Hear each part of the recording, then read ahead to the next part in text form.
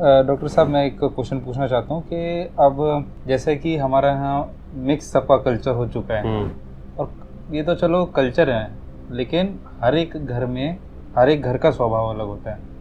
तो जैसे मेरे घर में मैं देखता हूँ, लोग अगर किसी से नाराज हो जाते हैं ना तो चिल्लाते नहीं, साइलेंट ट्रीटमेंट देते हैं, चुपचाप गुस्सा दिखाते हैं, बात नहीं करते हैं।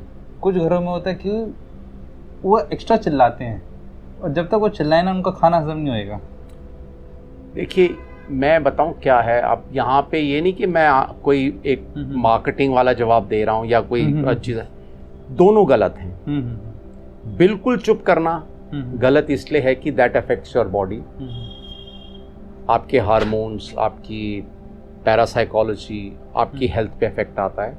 और अगर आप चिल्लाते हैं तो भी प्रॉब्लम है। कईयों को बहुत बड़ी बड़ी प्रॉब्लम्स आ जाती हैं, बीपी से रिलेटेड है, हाइपर एसिडिटी से रिलेटेड है, या चिल्लाने से ब्रेन पे इफेक्ट पड़ता है, एप्टॉइन जैसी गोलियां दवाइयां खानी पड़ती हैं। दोनों गलत हैं। बीच का रास्ता अपनाइए आप। जब तक दोनों बैठ के, जिस भी पार्टी से आप नाराज़ हैं, आपको एक्चुअली क्या है, नाराज़गी कब होती है आप मुझे ये बताइए। आप किसी से नाराज़ कब होते हैं, ये मेरा आपसे क्वेश्चन है। उल्टा मैं आपसे आज क्वेश्चन पूछ रहा हूँ, आप किसी से नाराज़ कब होते हैं? डॉक्टर साहब देखो, सबसे मेन प्रॉब्लम है एक्सपेक्टेशंस। लेकिन जब एक्सपेक्टेशन फुलफिल नहीं होती तो कुछ कहते हैं ये तो बेसिक एक्सपेक्टेशन। देखिए, मैं आपकी बात बिल्कुल ठीक है, बेसिक पॉइंट, बेसिक बीज तो एक्सपेक्टेशंस ही हैं। लेकिन मैं ये बोलूँगा कि कोई भी एक इंसान दूसरे इंसान से तब नाराज़ होता है जब वो ये चाहता है कि वो उसके हिसाब से उसने काम नहीं किया। लेकिन अगर आप उस इंसान से पूछेंगे तो वो कहेगा मैंने अपने हिसाब से ठीक काम किया है। हम मेरी बात समझ गए? हम एक चोर को चोर बोल देते हैं। आपने चोर के बेटे से पूछा, वो कहेगा my father is the best father. एक लेडी है, कोई गलत काम करती है, हम उसको गलत नज़र से देखते हैं। उसके बच्चों से पूछिए, वो कहेंगे नहीं मेरी मम्मी सबसे अच्छी मम्मी है। तो सबसे बड़ी चीज़ होती है नज़रिया। जब आप नज़रिए को चेंज करते हैं, जब आप कम्युनिकेट करते हैं, दोनों तरफ गलत है। अगर आप चुप होके बैठ जाते हैं तो आपने कम्युनिकेशन के रास्ते बंद कर दिए। और अगर आप चिल्लाते हैं तो डेफिनेटली आप गलत बोलेंगे, आप सही नहीं बोलेंगे, वो चीज़ और बढ़ जाएगी। भाई चुप में तो ये है कि वो चीज़ बढ़ती नहीं है, लेकिन चिल्लाने में वो चीज़ और बढ़ेगी। जो गलती हुई है, ए से हुई है, बी से हुई है, इट इज़ इमैटेरियल, या दोनों से हुई है, ए बी से हुई है, लेकिन वो गलती और बढ़ जाएगी। एक चिल्लाएगा, दूसरा चिल्लाएगा। सॉल्यूशन इसका यही है, you have to sit on the table, talk about it. पर हाँ, ये कहना बहुत आसान है क्योंकि ह्यूमन नेचर है ना, लोग नहीं करना चाहते। ये लोग सामने बैठ के नहीं करना चाहते, क्योंकि आज का जो इंसान है उसको बोलने का बहुत वो है कि मैं फटाफट बोल दूं। समझ के बोले तो कभी प्रॉब्लम नहीं आएगी। आप पहले सामने वाले को सुनो, जैसे आप मुझे सुन रहे हो इस वक्त, फिर बोल रहे हो, करेक्ट। अगर आप भी बोलने लगो, मैं भी बोलने लगूं, तो ये आप समझ रहे हो ये वीडियो क्या बनेगी? आप लोग बोलेंगे मच्छी बाजार है।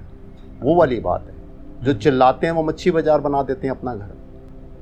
जितना आप रिलैक्स रह सकते हो, प्रॉब्लम को देखो, प्रॉब्लम बड़ी से बड़ी प्रॉब्लम होती है, उसको थोड़ा छोटा छोटा ब्रेक करो। उसको वो कहते हैं, जैसे आजकल लोग जाके फ्रिज ले आते हैं, ईएमआई देते हैं ना, पूरी पेमेंट नहीं करते ना। उसी तरह से आप प्रॉब्लम की भी ईएमआई बनाओ। जैसे ही आप प्रॉब्लम की ईएमआई बनाओगे, कोई प्रॉब्लम नहीं है, आराम से हो जाएगी। नेक्स्ट क्या है आपका? अब ये तो लड़ाई की बात थी, अब प्यार की बात करते हैं। अब हस्बैंड की शिकायत रहती है कि मेरी बीवी मेरे से प्यार नहीं करती, बीवी कहती है हस्बैंड मेरे से प्यार नहीं करता। हालांकि दोनों के प्यार का दिखाने का तरीका अलग है। अब हस्बैंड कभी कभार once in a while gift ले आता है, वो 1 आध मिनट बात करता है अपनी बीवी से, उसके लिए वो प्यार दिखाना हो गया। बीवी को चाहिए नहीं, कम से कम 1.5 से 2 घंटा बात करे, रोज़ आए, खाना बनाए मेरे लिए।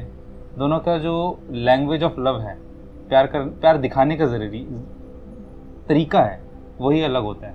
तो उसमें से ना एक को प्यार महसूस होता है ना दूसरे को प्यार महसूस होता है, क्योंकि दोनों का तरीका तो अलग है। उसमें कैसे अपने को करना चाहिए? देखिए, तरीका अलग है, वो एक अलग चीज़ है। ये चीज़ शुरू होती है जब आप बॉयफ्रेंड गर्लफ्रेंड होते हैं। हाँ, because when you are a boyfriend girlfriend you put your best.